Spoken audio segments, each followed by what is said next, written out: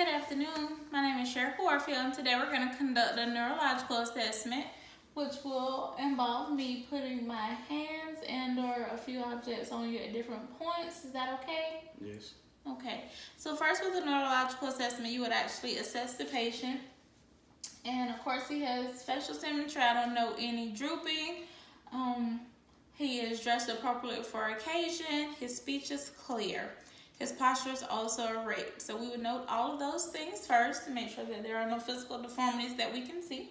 And then we would go forward onto level of consciousness. So can you state your name and your birthday for me?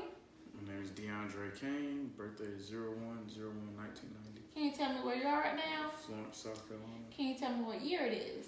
2018. And do you know why you're here today? For a neuro assessment. Okay, great. And so from there, we would go forward with a few questions. So can you repeat these numbers after me? 247. 247. Okay, can you tell me what you had for breakfast this morning? Eggs, grits, and toast. And what did you have for lunch? Fried fish and french fries. Okay, and so with that, we're able to note that his short-term and long-term memory is intact. Now I'm going to repeat 3 words, and I would like for you to say them after me, and then at various points throughout the assessment, I may have you repeat them. Okay? All right. Ball, pen, car. Ball, pen, car. Okay. And so now we're going to move forward, and we're going to assess whether or not he knows what he will do with certain things. For instance, if you saw a stamped envelope and it was already addressed and it was on the ground, what would you do with it? Find the closest post office mailbox to put it in. Okay, and so his logical thinking is intact. Okay, so now we're going to begin by assessing the cranial nerves.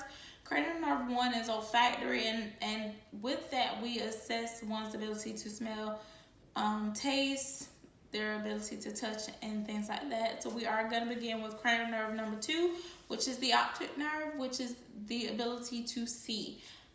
Mr. Kane, can you read those letters there on the wall? INSIGNIA. Okay, and can you read this line on my badge? Emergency room. Okay, great. So cranial nerve number 2 is intact. Now we're going to move on to cranial nerve number 3, which is the ocular motor cranial nerve, and it involves me looking at his pupils. All right, Mr. Kane, I'm going to have you look straight ahead for me.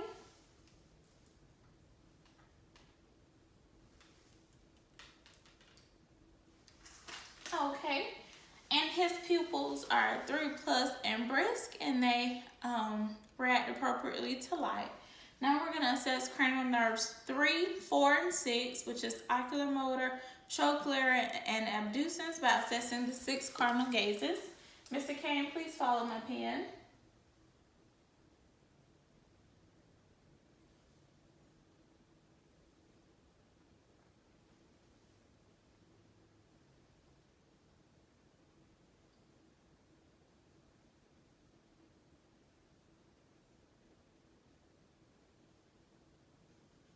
Okay, and cranial nerves 3, 4, and 6 are intact, and with that we're also able to note that his pupils are equal round reactive to light and accommodation.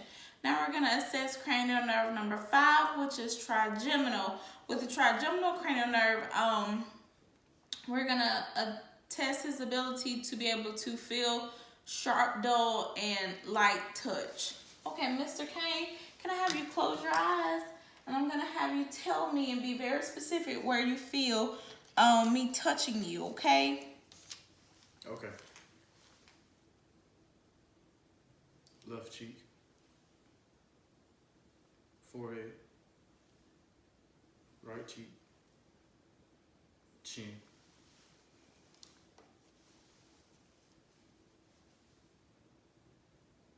Forehead.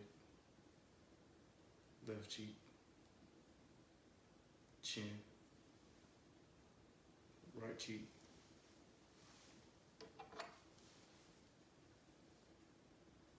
Right cheek. Left cheek. Chin. forehead. Okay, and that means cranial nerve 5 is intact. And now we're going to assess cranial nerve number 7, which is the facial nerve. Mr. Kane, can you raise your eyebrows for me? All right, and can you puff out your cheeks? And how about a big smile? All right, and through that we note facial symmetry with all of those. So cranial nerve number 7 is intact. Cranial nerve number 8, which is vestibular cochlear, will test hearing. And to test that, we would do the whisper test. So I'm going to whisper some words, and I would like you to repeat them out loud.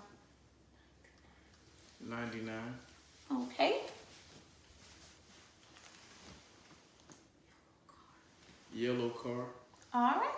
And cranial nerve number 8 is intact. And so now we will assess cranial nerve 9 and 10, which is glossopharyngeal and the vagus nerves. Now with cranial nerve 9, that would also include the gag reflex, but because he is alert and oriented, we will not test that on him, but we are going to test his ability to say ah.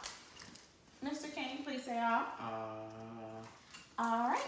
And we saw an even rise and fall of the soft palate, and his uvula remained midline, so that means that cranial nerve 9 and 10 are intact.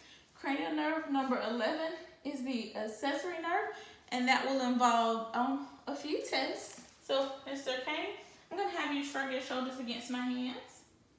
Okay, great. And I'm going to place my hand here. Can you turn against my hand? All right, and then turn your head the other way against this hand. All right, so he is able to shrug his shoulders and turn his head in response to resistance. So that means cranial nerve number 11 is intact. And last but not least, cranial nerve number 12, which is cranial nerve number 12 is the hypoglossal cranial nerve, and that involves movement of his tongue. So Mr. Kane, please stick your tongue out. Are you able to move it to the right? And then again to the left. All right. And with that, that concludes the neuro assessment, and cranial 12 is intact. Thank you.